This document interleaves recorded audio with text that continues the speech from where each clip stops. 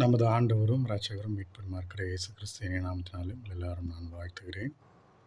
நாம் இந்த வேதத்தை குறித்து தியானித்து கொண்டு வருகிறோம்.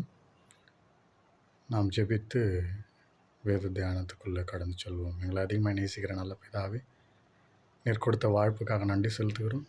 பேசுவது நான் நல்ல பரிசுத்த ஆவியானவர் நீரே வெளிப்படும். இயேசு கிறிஸ்துவின் நாமத்தில் ஜெபிக்கிறேன் சொன்ன நல்ல பிதாவே, ஆமீன். பிரியமானவர்களே, வேதத்தை எத்தனை பேர் எழுதினார்கள்? முதலாவது, யார் எழுதினது வேதத்தை? பழைய ஏற்பாடு எல்லாம் யார் எழுதினார்கள்? புதிய ஏற்பாடெல்லாம் யார் எழுதினார்கள்? பழைய ஏற்பாடு மொத்தம் எத்தனை புத்தகங்கள்? புதிய ஏற்பாடு மொத்தம் எத்தனை புத்தகங்கள்? நம் கருத்தில் இருக்கிற இந்த வேதாகமும் சரியானதா? ஏசாயாவின் புத்தகம் எங்கே கிடைத்தது? அதையும் நம் வேதத்தையும் பார்க்கும்போது சரியாக இருந்ததா? எல்லாவற்றையும் முந்தின வீடியோக்களில் நான் சொல்லியிருக்கிறேன். பார்க்காதவர்கள் அதை போய் பாருங்கள். இன்றைக்கு நாம் தேவன் எவ்விதமாய் பேசி கொண்டு வந்தார் என்று பார்த்து கொண்டு வந்தோம். முதலாவது மனிதர்களோடு பேசினார் நேரடியாக.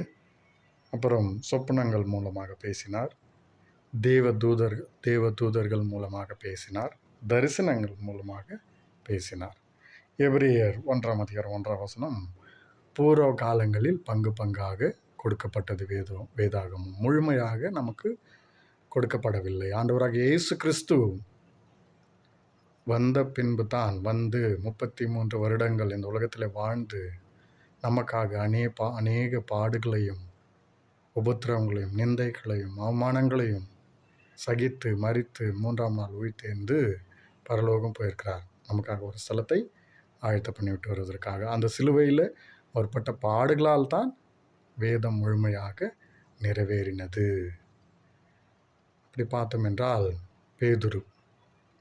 பேதுரு ஒன்றாக இயேசு கிறிஸ்துவோடு கூட இருந்த ஒரு மனிதன், மீன் பிடிக்கிற ஒரு மனிதன். பேதுரு ஒன்றாக இயேசு கிறிஸ்துவோடு இருந்தவன், உண்மையான சீஷன். ஆனாலும் அவருக்குள்ள அவிசுவாசம் இருந்தது.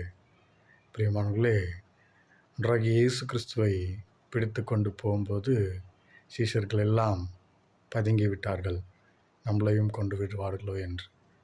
அப்பொழுது அன்றாக இயேசு கிறிஸ்துவை என்னதான் செய்கிறார்கள் இவர்கள் என்று பேதுரு பார்க்கும்போது அங்கே குளிர் காய்ந்து கொண்டிருந்த ஜனங்களிடத்தில் போய் பேதுருவும் குளிர் காய்வது போல இருந்தார். அப்போது அங்கிருக்கிற வயதான ஒரு அம்மா கேட்டார்கள், இவனும் அவனுடைய சீஷன் அல்லவா?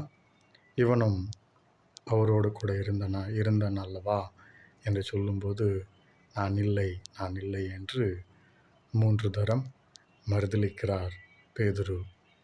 அது அன்றைய இயேசு கிறிஸ்து சிலுவை மரணத்தை ருசி பார்ப்பதற்கு முன்பதாக நடக்கிற ஒரு காரியங்கள்.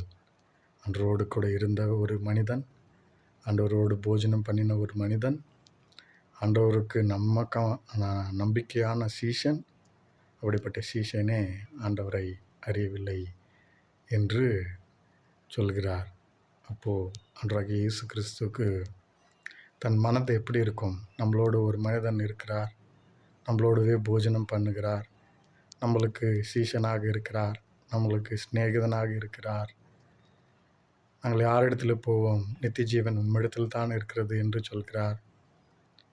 இப்படிப்பட்ட நம்பிக்கையான சீஷன் ஆண்டவராகிய இயேசு கிறிஸ்துவை அறியவில்லை என்று சொல்லும்போது அவர் மனது எவ்வளவாய் கலங்கியிருக்கும் பிரியமானவர்களே.